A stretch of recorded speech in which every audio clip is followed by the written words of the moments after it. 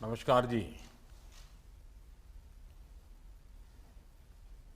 केंद्रीय मंत्रिमंडल में मेरे सहयोगी श्रीमान गजेंद्र सिंह शेखावत जी, प्रहलाद सिंह पटेल जी, श्री विश्वेश्वर टूडू जी, राज्य के मुख्यमंत्री, राज्यों के मंत्रीगण, देश भर की पंचायतों से जुड़े सभी सदस्य, पानी समिति से जुड़े सदस्य और देश के कोने कोने में वर्चुअली इस कार्यक्रम के साथ जुड़े हुए कोटि कोटि मेरे भाई और बहनों, आज 2 अक्टूबर का दिन है। देश के 2 महान सपूतों को हम बड़े गर्व के साथ याद करते हैं। पूज्य बापू और लाल बहादुर शास्त्री जी, इन दोनों महान व्यक्तित्वों के हृदय में भारत के गांव ही बसे थे। मुझे खुशी है कि आज के दिन देश भर के लाखों गांवों के लोग ग्राम सभाओं के रूप में जल जीवन संवाद कर रहे हैं। ऐसे अभूतपूर्व और राष्ट्रव्यापी मिशन को इसी उत्साह और ऊर्जा से सफल बनाया जा सकता है। जल जीवन मिशन का विजन सिर्फ लोगों तक पानी पहुंचाने का ही नहीं है, ये डिसेंट्रलाइजेशन का, विकेंद्रीकरण का, उसका भी एक बहुत बड़ा मूवमेंट है। ये village driven, women driven movement है। इसका मुख्य आधार जन आंदोलन और जन भागीदारी है। और आज ये हम इस आयोजन में होते हुए देख रहे हैं। भाइयों बहनों, जल जीवन मिशन को अधिक सशक्त, अधिक पारदर्शी बनाने के लिए आज कई और कदम भी उठाए गए हैं। जल जीवन मिशन ऐप, इस पर इस अभियान से जुड़ी सभी जानकारियां एक ही जगह पर मिल जाएगी। कितने घरों तक पानी पहुंचा, पानी की क्वालिटी कैसी है, वाटर सप्लाई स्कीम का पूरा विवरण, सब कुछ इस ऐप पर मिलेगा। आपके गांव की जानकारी उस पर होगी। वाटर क्वालिटी मॉनिटरिंग और सर्वेलेंस फ्रेमवर्क से वाटर क्वालिटी को बनाए रखने में बहुत मदद मिलेगी। गांव के लोग भी इसकी मदद से अपने यहां के पानी की शुद्धता पर बारीक नजर रख पाएंगे। साथियों, इस वर्ष पूज्य बापू की जन्म जयंती हम आजादी के अमृत महोत्सव के इस महत्वपूर्ण कालखंड में साथ साथ मना रहे हैं। एक सुखद एहसास हम सभी को है कि बापू के सपनों को साकार करने के लिए देशवासियों ने निरंतर परिश्रम किया है, अपना सहयोग दिया है।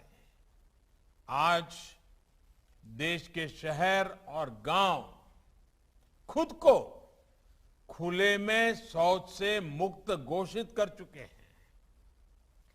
करीब करीब 2 लाख गांवों ने अपने यहां कचरा प्रबंधन का काम शुरू कर दिया है। 40,000 से ज्यादा ग्राम पंचायतों ने सिंगल यूज प्लास्टिक को बंद करने का भी फैसला लिया है। लंबे समय तक उपेक्षा की शिकार रही खादी, हैंडीक्राफ्ट, इसकी बिक्री भी अब कई गुना ज्यादा हो रही है। इन सभी प्रयासों के साथ ही आज देश आत्मनिर्भर भारत अभियान के संकल्प के साथ आगे बढ़ रहा है। साथियों, गांधी जी कहते थे कि ग्राम स्वराज का वास्तविक अर्थ आत्मबल से परिपूर्ण होना है। आत्मबल। इसलिए मेरा निरंतर प्रयास रहा है कि ग्राम स्वराज की ये सोच सिद्धियों की तरफ आगे बढ़े। गुजरात में अपने लंबे सेवा काल के दौरान मुझे ग्राम स्वराज के विजन को जमीन पर उतारने का अवसर मिला है। निर्मल गांव के संकल्प के साथ खुले में शौच से मुक्ति, जल मंदिर अभियान के माध्यम से गांव की पुरानी बावड़ियों को पुनर्जीवित करना, ज्योतिर्ग्राम योजना के तहत गांव में 24 घंटे बिजली पहुंचाना, तीर्थग्राम योजना के तहत गांव में दंगे फिसाद के बदले में सौहार्द को प्रोत्साहन देना, ई ग्राम और ब्रॉडबैंड से सभी ग्राम पंचायतों की कनेक्टिविटी, ऐसे अनेक प्रयासों से गांव और गांव की व्यवस्थाओं को राज्य के विकास का मुख्य आधार बनाया गया। बीते 2 दशकों में गुजरात को ऐसी योजनाओं के लिए, विशेषकर पानी के क्षेत्र में बेहतरीन काम करने के लिए राष्ट्रीय भी और अंतर्राष्ट्रीय संस्थानों से भी अनेकों अवार्ड भी मिले हैं। साथियों, 2014 में जब देश ने मुझे ये नया दायित्व दिया तो मुझे गुजरात में ग्राम स्वराज के अनुभवों का राष्ट्रीय स्तर पर विस्तार करने का अवसर मिला। ग्राम स्वराज का मतलब सिर्फ पंचायतों में चुनाव कराना, पंच सरपंच चुनना, इतना ही नहीं होता है। ग्राम स्वराज का असली लाभ तभी मिलेगा जब गांव में रहने वालों की गांव के विकास कार्यों से जुड़ी प्लानिंग और मैनेजमेंट तक में सक्रिय सहभागिता हो। इसी लक्ष्य के साथ सरकार द्वारा विशेषकर जल और स्वच्छता के लिए 2.25 लाख करोड़ रुपए से ज्यादा की राशि सीधे ग्राम पंचायतों को दी गई है। आज एक तरफ जहां ग्राम पंचायतों को ज्यादा से ज्यादा अधिकार दिए जा रहे हैं, दूसरी तरफ पारदर्शिता का भी पूरा ध्यान रखा जा रहा है। ग्राम स्वराज को लेकर केंद्र सरकार की प्रतिबद्धता का एक बड़ा प्रमाण जल जीवन मिशन और पानी समितियां भी है। साथियों, हमने बहुत सी ऐसी फिल्में देखी हैं, कहानियां पढ़ी हैं, कविताएं पढ़ी हैं, जिनमें विस्तार से ये बताया जाता है कि कैसे गांव की महिलाएं और बच्चे पानी लेने के लिए मीलों मीलों दूर चलकर जा रहे हैं। कुछ लोगों के मन में गांव का नाम लेते ही ऐसी ही कठिनाइयों की तस्वीर उभरती है, लेकिन बहुत ही कम ही लोगों के मन में ये सवाल उठता है कि आखिर इन लोगों को हर रोज किसी नदी या तालाब तक क्यों जाना पड़ता है?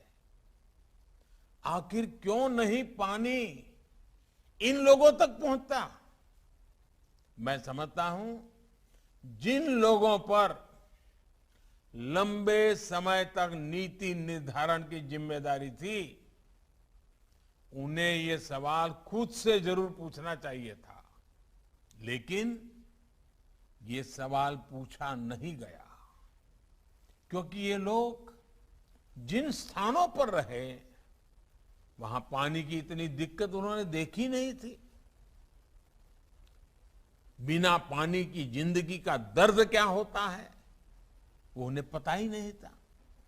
घर में पानी, स्विमिंग पूल, उसमें भी पानी, सब जगह पानी पानी। ऐसे लोगों ने कभी गरीबी देखी ही नहीं थी, इसलिए गरीबी उनके लिए एक आकर्षण रही, लिटरेचर और बौद्धिक ज्ञान दिखाने का जरिया बन गई। इन लोगों में एक आदर्श गांव के प्रति मोह होना चाहिए था, लेकिन ये लोग गांव के अभावों को ही पसंद करते रहे। मैं तो गुजरात जैसा राज्य से हूं, जहां अधिकतर सूखे की स्थिति मैंने देखी है। मैंने ये भी देखा है कि पानी की एक एक बूंद का कितना महत्व होता है। इसलिए गुजरात का मुख्यमंत्री रहते हुए लोगों तक जल पहुंचाना और जल संरक्षण मेरी प्राथमिकताओं में रहे। हमने ना सिर्फ लोगों तक, किसानों तक पानी पहुंचाया, बल्कि ये भी सुनिश्चित किया कि भूजल स्तर बढ़े। ये एक बड़ी वजह रही कि प्रधानमंत्री बनने के बाद मैंने पानी से जुड़ी चुनौतियों पर लगातार काम किया है। आज जो नतीजे हमें मिल रहे हैं वो हर भारतीय को गर्व से भर देने वाले हैं। आजादी से लेकर 2019 तक हमारे देश में सिर्फ 3 करोड़ घरों तक ही नल से जल पहुंचता था। 2019 में जल जीवन मिशन शुरू होने के बाद से 5 करोड़ घरों को पानी के कनेक्शन से जोड़ा गया है। आज देश के लगभग 80 जिलों के करीब 1.25 लाख गांवों के हर घर में नल से जल पहुंच रहा है। यानी पिछले 7 दशकों में जो काम हुआ था, आज के भारत ने सिर्फ 2 साल में उससे भी ज्यादा काम करके दिखाया है। वो दिन दूर नहीं जब देश की किसी भी बहन बेटी को पानी लाने के लिए रोज रोज दूर दूर तक पैदल चलकर नहीं जाना होगा। वो अपने समय का सदुपयोग अपनी बेहतरी, अपनी पढ़ाई लिखाई या अपने रोजगार पर उसको शुरू करने में कर पाएगी। भाइयों और बहनों, भारत के विकास में पानी की कमी बाधा न बने, इसके लिए काम करते रहना हम सभी का दायित्व है। सबका प्रयास बहुत आवश्यक है। हम अपनी आने वाली पीढ़ियों के प्रति भी जवाबदेह हैं। पानी की कमी की वजह से हमारे बच्चे अपनी ऊर्जा राष्ट्र निर्माण में न लगा पाए, उनका जीवन पानी की किल्लत से निपटने में ही बीत जाए, ये हम नहीं होने दे सकते। इसके लिए हमें युद्ध स्तर पर अपना काम जारी रखना होगा। आजादी के 75 साल, बहुत समय बीत गया। अब हमें बहुत तेजी करनी है। हमें यह सुनिश्चित करना होगा कि देश के किसी भी हिस्से में टैंकरों या ट्रेनों से पानी पहुंचाने की फिर नौबत ना आए। साथियों, मैंने पहले भी कहा है कि पानी का उपयोग हमें प्रसाद की तरह करना चाहिए। लेकिन कुछ लोग पानी को प्रसाद नहीं, बहुत ही सहज सुलभ मानकर उसे बर्बाद करते हैं। वो पानी का मूल्य ही नहीं समझते। पानी का मूल्य वो समझता है जो पानी के अभाव में जीता है। वही जानता है एक एक बूंद पानी जुटाने में कितनी मेहनत करनी पड़ती है। मैं देश के हर उस नागरिक से कहूंगा जो पानी की प्रचुरता में रहते हैं, मेरा उनसे आग्रह है कि आपको पानी बचाने के ज्यादा प्रयास करने चाहिए और निश्चित तौर पर इसके लिए लोगों को अपनी आदतें भी बदलनी होगी। हमने देखा है कई जगह नल से पानी गिरता रहता है, लोग परवाह नहीं करते। कई लोग तो मैंने ऐसे देखे हैं जो रात में नल खुला छोड़कर उसके नीचे बाल्टी उलट कर रख देते हैं। सुबह जब पानी आता है, बाल्टी पर गिरता है, तो उसकी आवाज उनके लिए मॉर्निंग अलार्म का काम करती है। वो ये भूल जाते हैं कि दुनिया भर में पानी की स्थिति कितनी अलार्मिंग होती जा रही है। मैं मन की बात में भी अक्सर ऐसे महानुभावों का जिक्र करता हूं जिन्होंने जल संरक्षण और जल संचयन को अपने जीवन का सबसे बड़ा मिशन बनाया हुआ है। ऐसे लोगों से भी सीखा जाना चाहिए, प्रेरणा लेनी चाहिए। देश के अलग अलग कोनों में अलग अलग प्रयोग होते हैं, उसकी जानकारी हमें अपने गांव में काम आ सकती है। आज इस कार्यक्रम से जुड़ी देश भर की ग्राम पंचायतों से भी मेरा आग्रह है, गांव में पानी के स्रोतों की सुरक्षा और स्वच्छता के लिए जी जान से काम करें। बारिश के पानी को बचा रखकर घर में उपयोग से निकले पानी का खेती में इस्तेमाल करके कम पानी वाली फसलों को बढ़ावा देकर ही हम अपने लक्ष्यों को हासिल कर सकते हैं। साथियों, देश में बहुत से क्षेत्र ऐसे हैं जहां प्रदूषित पानी की दिक्कत है। कुछ क्षेत्रों में पानी में आर्सेनिक की मात्रा अधिक होती है। ऐसे क्षेत्रों में हर घर में पाइप से शुद्ध जल पहुंचना वहां के लोगों के जीवन को मिले सबसे बड़े आशीर्वाद की तरह है। एक समय इंसेफेलाइटिस, दिमागी बुखार से प्रभावित देश के 61 जिले, 60 से अधिक जिले में नल कलेक्शन की संख्या सिर्फ 8 लाख थी। आज ये बढ़कर 1 करोड़ 11 लाख से ज्यादा हो गई है। देश को जो जिले विकास की दौड़ में सबसे पीछे रह गए थे, जिन जिलों में विकास की एक अभूतपूर्व आकांक्षा है, वहां प्राथमिकता के आधार पर हर घर जल पहुंचाया जा रहा है। आकांक्षी जिलों में अब नल कनेक्शन की संख्या 31 लाख से बढ़कर 1 करोड़ 16 लाख से ज्यादा हो गई है। साथियों, आज देश में पीने के पानी की सप्लाई ही नहीं, पानी के प्रबंधन और सिंचाई का एक व्यापक इंफ्रास्ट्रक्चर खड़ा करने को लेकर भी बड़े स्तर पर काम चल रहा है। पानी के प्रभावी प्रबंधन के लिए पहली बार जल शक्ति मंत्रालय के अंतर्गत पानी से जुड़े अधिकतर विषय लाए गए हैं। मां गंगा जी के साथ साथ दूसरी नदियों के पानी को प्रदूषण मुक्त करने के लिए स्पष्ट रणनीति के साथ काम चल रहा है।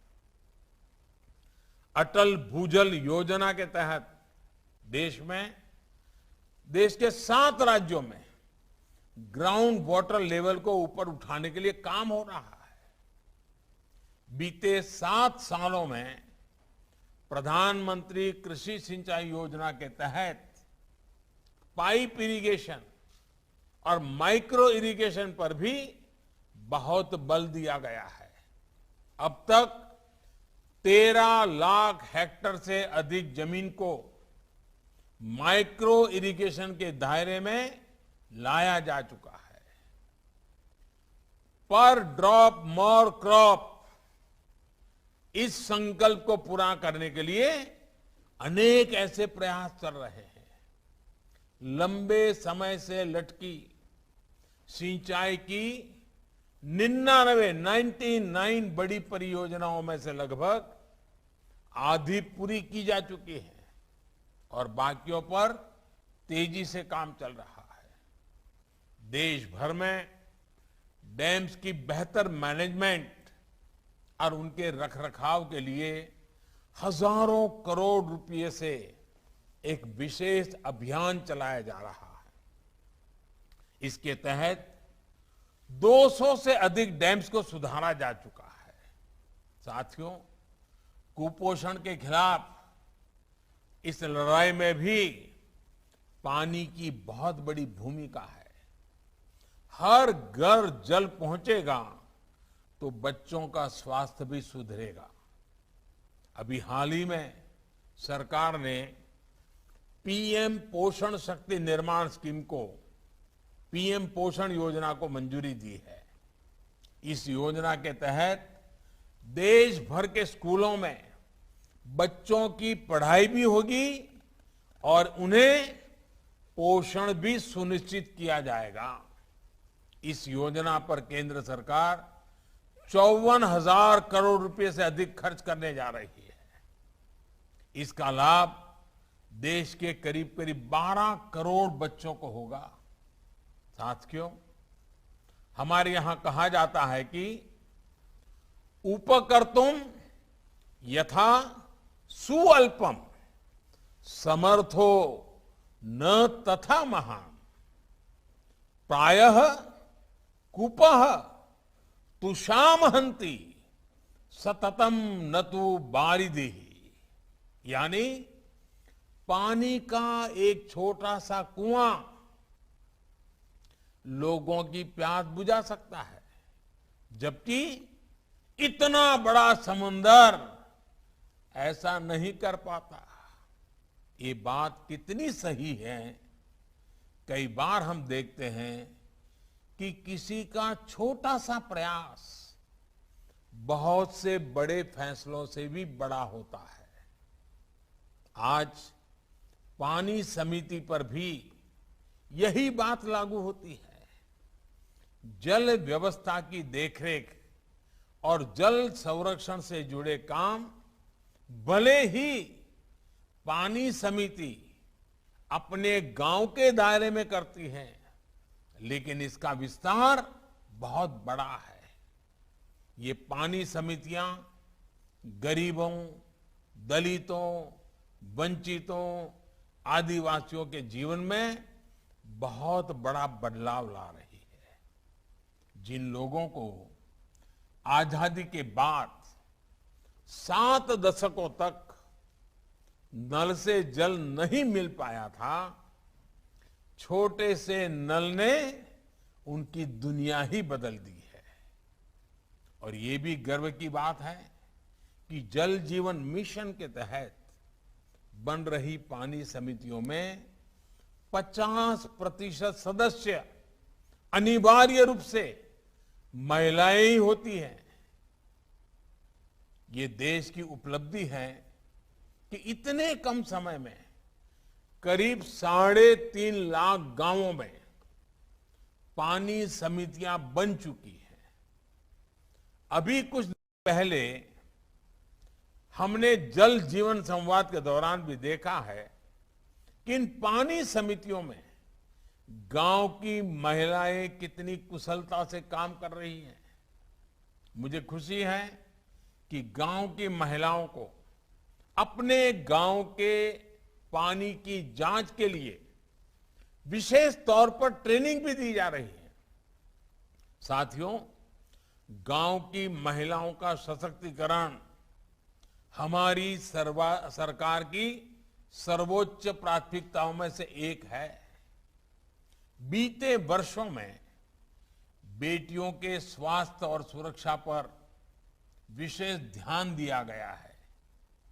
घर और स्कूल में टॉयलेट्स, सस्ते सैनिटरी पैड्स से लेकर गर्भावस्था के दौरान पोषण के लिए हजारों रुपयों की मदद और टीकाकरण अभियान से मातृशक्ति और मजबूत हुई है। प्रधानमंत्री मातृ वंदना योजना के तहत 2 करोड़ से अधिक गर्भवती महिलाओं को लगभग 8,500 करोड़ रुपए की सीधी मदद दी जा चुकी है। गांवों में जो 2.5 करोड़ से अधिक पक्के घर बनाए गए हैं, उनमें से अधिकांश पर मालिकाना हक महिलाओं का ही है। उज्ज्वला योजना ने गांव की करोड़ों महिलाओं को लकड़ी के धुएं से मुक्ति दिलाई है। मुद्रा योजना के तहत भी लगभग 70% ऋण महिला उद्यमियों को मिले हैं। सेल्फ हेल्प ग्रुप के जरिए भी ग्रामीण महिलाओं को आत्मनिर्भरता के मिशन से जोड़ा जा रहा है। पिछले 7 सालों के दौरान स्वयं सहायता समूहों में 3 गुना से अधिक बढ़ोतरी हुई है। 3 गुना अधिक बहनों की भागीदारी सुनिश्चित हुई है। राष्ट्रीय आजीविका मिशन के तहत 2014 से पहले के 5 वर्षों में जितनी मदद सरकार ने बहनों के लिए भेजी, बीते 7 सालों में उसमें लगभग 13 गुना बढ़ोतरी की गई है। 13 गुना। इतना ही नहीं, लगभग 4.25 लाख करोड़ रुपए का ऋण भी सेल्फ हेल्प ग्रुप्स इन माताओं बहनों को उपलब्ध कराया गया है। सरकार ने सेल्फ हेल्प ग्रुप्स को बिना गारंटी ऋण में भी काफी वृद्धि की है। भाइयों और बहनों, भारत का विकास गांवों के विकास पर ही निर्भर है। गांव में रहने वाले लोगों, युवाओं, किसानों के साथ ही सरकार ऐसी योजनाओं को प्राथमिकता दे रही है जो भारत के गांवों को और ज्यादा सक्षम बनाए। गांव में जानवरों और घरों से जो बायोवेस्ट निकलता है, उसे इस्तेमाल करने के लिए गोवर्धन योजना चलाई जा रही है। ये योजना के माध्यम से देश के 150 से ज्यादा जिलों में 300 से ज्यादा बायोगैस प्लांट का काम पूरा हो चुका है। गांव के लोगों को गांव में ही बेहतर प्राथमिक उपचार मिल सके, वो गांव में ही जरूरी टेस्ट करा सके, इसके लिए 1.5 लाख से ज्यादा हेल्थ एंड वेलनेस सेंटर बनाए जा रहे हैं। इनमें से करीब 80,000 हेल्थ एंड वेलनेस सेंटर का काम पूरा कर लिया गया है। गांव की आंगनवाड़ी और आंगनवाड़ी में काम करने वाली हमारी बहनों के लिए भी आर्थिक मदद बढ़ाई गई है। गांवों में सुविधाओं के साथ साथ सरकार की सेवाएं भी तेजी से पहुंचे, इसके लिए आज टेक्नोलॉजी का व्यापक उपयोग किया जा रहा है। पीएम स्वामित्व योजना के तहत ड्रोन की मदद से मैपिंग कराकर गांव की जमीनों और घरों की इसके डिजिटल प्रॉपर्टी कार्ड तैयार किए जा रहे हैं।